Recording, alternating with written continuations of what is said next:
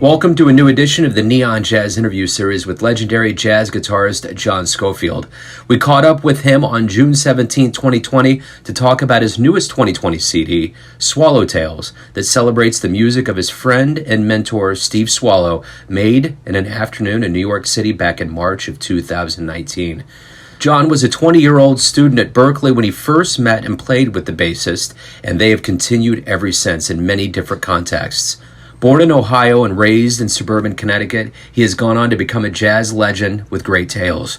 We talked about his new material, this COVID-19 jazz world that we are all navigating through, and so much more. Enjoy. Thanks for taking some time out. It's an honor and pleasure, man. Great to talk to you. Thank you.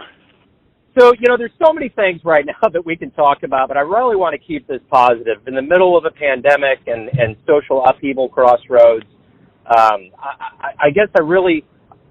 you have an album coming out during a pandemic, but I want to talk about that. But I also, what a cool thing, and I always love this talking to jazz musicians. You get to make an album honoring a hero and a mentor of yours.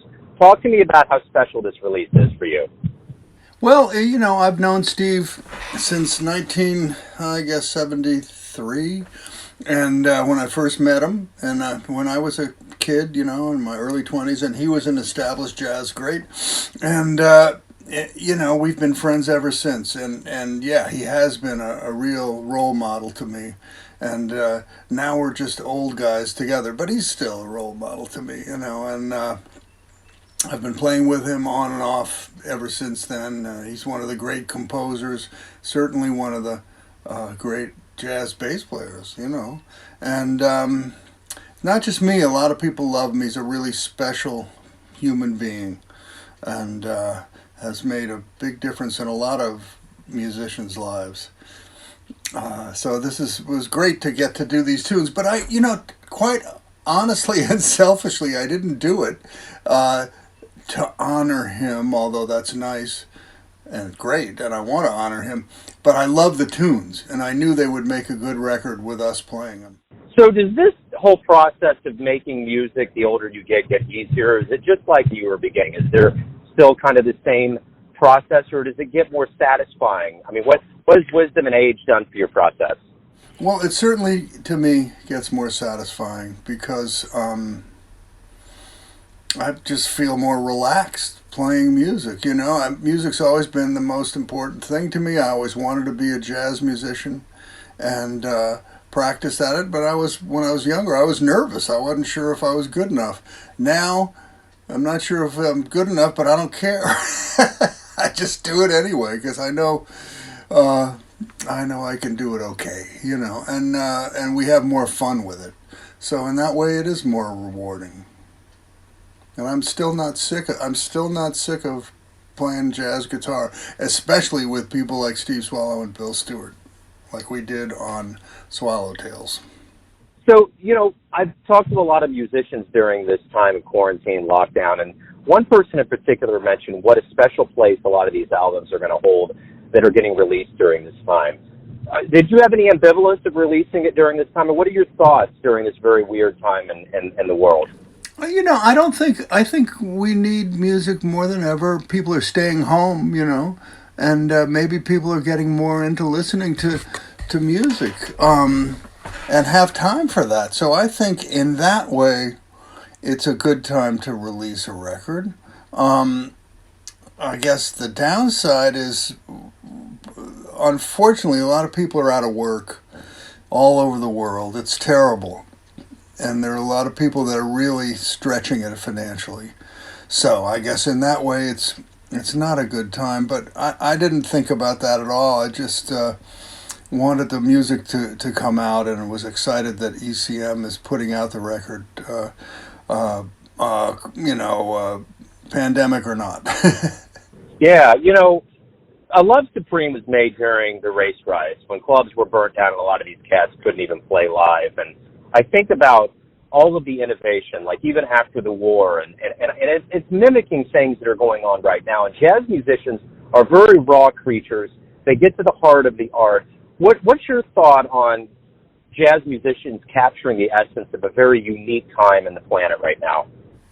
Well, I think that our music, it's hard because there's no lyrics, so it's not like we're Bob Dylan writing "The Times They Are Changing," which is it's not direct jazz, isn't instrumental music, but it always does reflect the times. When you look a little deeper, everybody is a product of their own time and in their own time.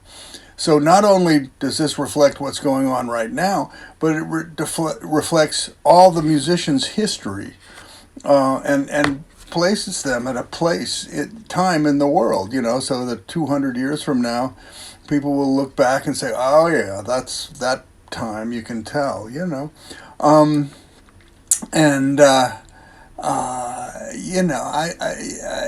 have a hard time, with anything more than that. I'm basically just trying to play good, and what's going on around us has a subtle effect on everything.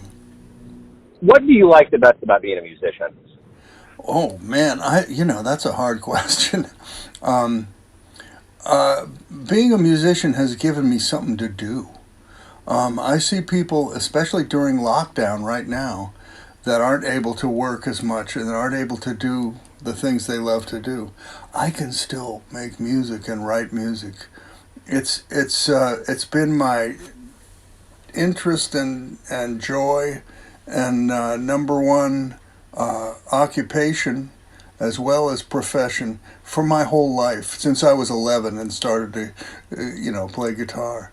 So that's what I like most about it is that sure, the gigs are fun, and I get a huge thrill out of performing and having an audience like the music. I mean, look, it's the best. But the day-to-day study, actually, of music has saved my life, I think. I mean, I don't know what I'd be without it. I'd just be at loose ends. Who knows, One of the keys to you has been longevity, and you've consistently released albums and been very, very much so on the forefront of the jazz scene. What's been the key to longevity, to doing what you do, and to do it consistently the way that you do it? Well, I think, first of all, I've been lucky. I've been in right place, right time a bunch of times, and I think I am able to work with other people okay. I mean, some people are incredible musicians, but you have a hard time just being part of a group, and I guess I'm okay at that, because I'm able to do that. I enjoy doing that. And also, when I started playing jazz music was the beginning of the fusion era in the early 70s, and there was a lot of interest in this kind of new fusion of rock and jazz. So there were a lot of gigs. And it was an exciting time, and I was lucky to be right, coming on the scene right when that was happening. It was a great time for guitar, So a number of things contribute to anybody's longevity, and the longer you stay in it, the more people can know your name. They can remember. And then I suppose it starts going the other way, where all the people who know who you are die, and then if you live long enough, you're like, who's that guy? Yeah, the one thing too that during this pandemic that's been very, very ever present is that a lot of these frontline workers have been lauded, and they should, from nurses to grocery store workers, medical professionals. But I think that the artists and the musicians have been the ones that have saved us from the darkness. When we've been at home and we've been quarantined, we rely on art. What are your thoughts on that? With and I guess this is more of a broader question. Is there going to be more of a universal recognition of the fact that artists and musicians need to be taken care of beyond, the streams and things like that, to be financially competent for what they're doing, the important work they're doing? Well, interesting question. I think it goes even beyond the arts, that when something as devastating as what's happening right now happens, how is government going to help society, And certainly musicians like myself who make their income, playing gigs, it's going to be a while before it comes back, I think, unfortunately. But not only us, not only the artists, which are really an important part of the world to everybody, but all the people that are out of work, and I think government has to help that. Government has to be really sympathetic and kind to that, and that's my opinion. I also noticed that some of the social democracies in Europe that really support the arts and have more funding, they're having a harder time lately too. But those democracies in Europe really foster a large audience for music, art, theater, everything, because people have it more available to them because it's they go out at night more than we Americans do. So I think that that putting something back into the arts by government out of our tax dollars is a really great thing that we all benefit from. That's my opinion. When we get to the end of COVID-19 and we return to the stage and we return to the audience, what silver linings, what revelations do you hope all of us collectively get from this absence of live music? Well, I hope people, value the arts more and value each other more, and that this time together it brings us together as people. I don't know about other people, but I know the people in my neighborhood now in a way that I didn't know before, because I'm here at home and I'm out walking my dog, and I've got my mask on, but I'm talking to those neighbors. And so, that's a good thing, to value your fellow man. And then looking up in the sky and seeing all the stars, knowing that we have to really do something to keep it going, to keep the earth going, and to stop climate change. So I think these things are going to be more evident after the pandemic stops. Absolutely. Final question. Everyone has a perception or a version of you, your family, your friends, and your very large fan base. But you're living your life. Who do you think you are? Who do I think I am? I'm a guitar player. I'm a guitar player that likes to learn about jazz and play it and tries to play well. And hopefully other people can dig it. They can hear me and they can relate and they can say, oh, that's pretty good. That's what I am, I dig it. I agree. John, thank you for all the music. Thank you for your time today, and stay safe out there.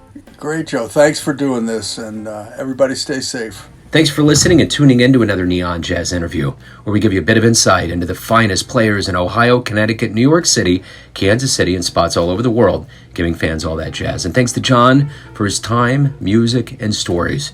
If you want to hear more interviews, go to Famous Interviews with Joe Domino in the iTunes Store. Visit Neon Jazz at youtube.com, and for everything Neon Jazz all the time, go to the neonjazz.blogspot.com. Until next time, enjoy the jazz, my friends.